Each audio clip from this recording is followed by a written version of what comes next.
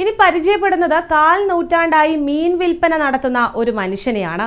വെറുമൊരു മീൻ വിൽപ്പനക്കാരനല്ല, തൊഴിലിനൊപ്പം സംഗീതത്തെ നെഞ്ചിലേറ്റിയ ഒന്നൊന്നര കലാകാരൻ കൂടിയാണ്.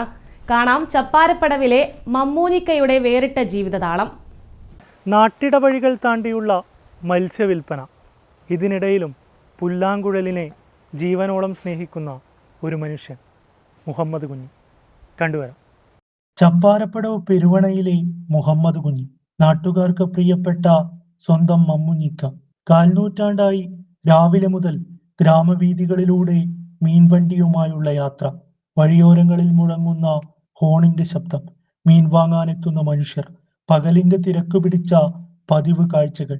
ദിവസത്തിന്റെ അധ്വാനച്ചൂടൊഴിഞ്ഞാൽ ഈ ശബ്ദങ്ങളെല്ലാം പതിയെ പിന്നിലാകും. പിന്നെ മുഴങ്ങുന്നത് പുല്ലാങ്കുഴലിന്റെ മനോഹര ഈണമാണ്.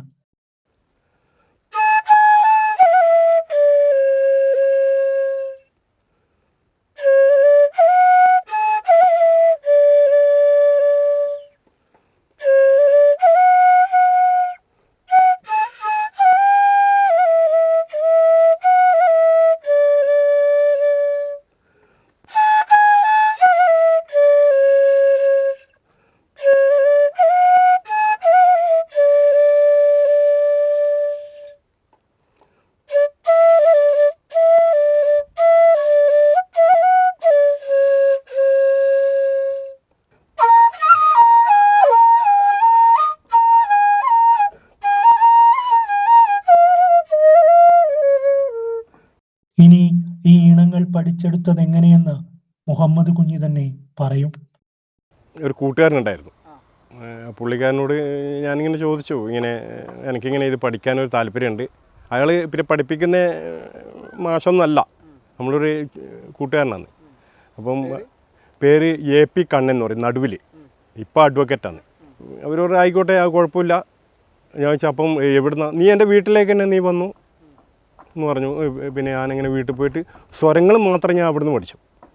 പിന്നെ പാട്ട് ഞാൻ പിന്നെ നോക്കിയിട്ട് അതിൻ്റെ സ്വരങ്ങളെല്ലാം എഴുതി ചിട്ടപ്പെടുത്തിയിട്ട് പാട്ടിങ്ങനെ പ്രാക്ടീസ്. ഏകദേശം എൻ്റെ മീനെല്ലാം കഴിഞ്ഞ് നോക്കുമ്പോൾ വീട്ടിലെത്തുമ്പോൾ ഒരു 7 മണിയാവും.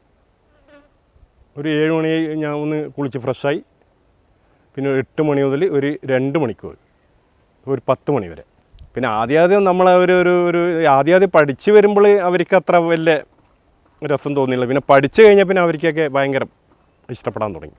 പകലിന്റെ അധ്വാനഭാരം തീർന്നു മടങ്ങുമ്പോൾ പുല്ലാങ്കുഴലിൽ പകരുന്നത് വെറുമൊരു പാട്ടല്ല, മുഹമ്മദ് കുഞ്ഞിക്ക് സ്വന്തം ജീവിതത്തോടും സംഗീതത്തോടുമുള്ള തീരാത്ത സ്നേഹം കൂടിയാണ്. ആലക്കോട് നിന്നും അമൽ രാമചന്ദ്രൻ, കണ്ണൂർ വിഷൻ.